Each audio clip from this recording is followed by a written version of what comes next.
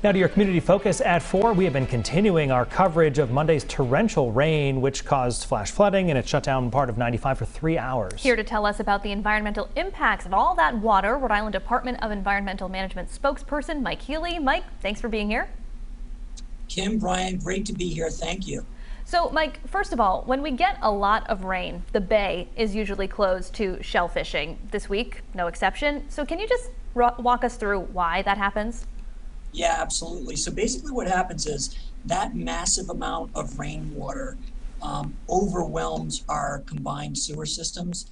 You know, Rhode Island's an old state with old cities like Providence, Pawtucket, Central Falls with old infrastructure. So 100 years ago, engineers using the best information they had at that time created sewer systems that combined human sewage with runoff from stormwater into one system, ultimately to be conveyed, separated, and treated. But what happens in one of these freak storms, like this was at the very least a 6-inch storm in the metropolitan area, maybe even a 10-inch storm. So that amount of water completely overwhelmed our combined sewer capacity to handle it. And what happens is that there's only one place for that water ultimately to go and to flow to, and that's the bay.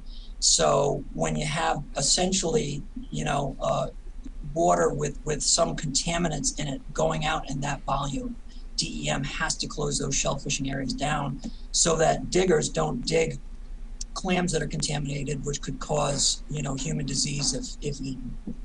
So Mike, to that point, let's talk a little bit more about specific water quality. I imagine, as you mentioned, not ideal for all that standing water on the highway, trash, chemicals to leach into the ground, get into the bay. So how does your office track the water quality? Yeah, so we have a shellfish monitoring team of 4 scientists that goes out 3 times a week in a boat to various points of the bay and pulls up water samples that we then send to the Rhode Island Department of Health.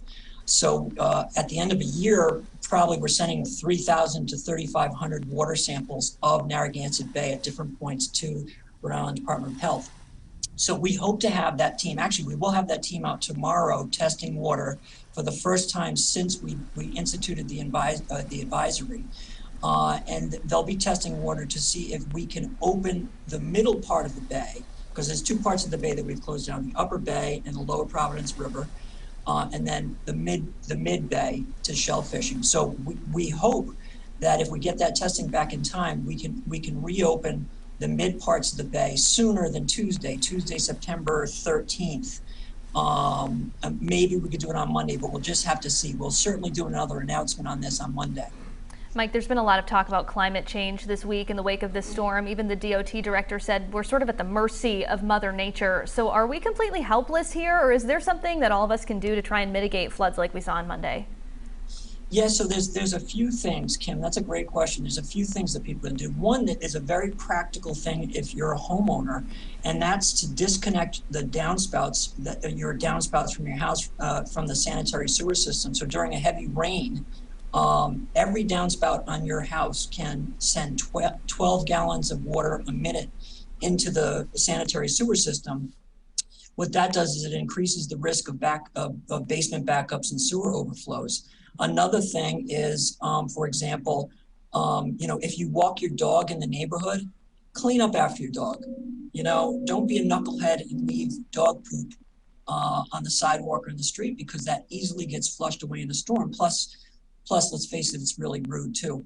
And maybe, maybe a bigger thing that DEM is really pushing for this year is for folks to vote yes on question 3 on the November ballot in Rhode Island, which is the green bond, and it will fund projects that help fortify Rhode Island against the kind of extreme weather events that we experienced.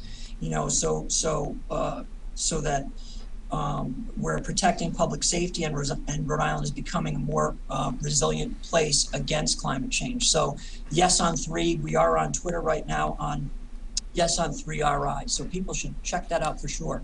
That's coming up in the November election. I'm sure we will do some more reporting on that. Mike Healy from the DEM, thanks so much for being here. Thanks, Team 12. Really appreciate it.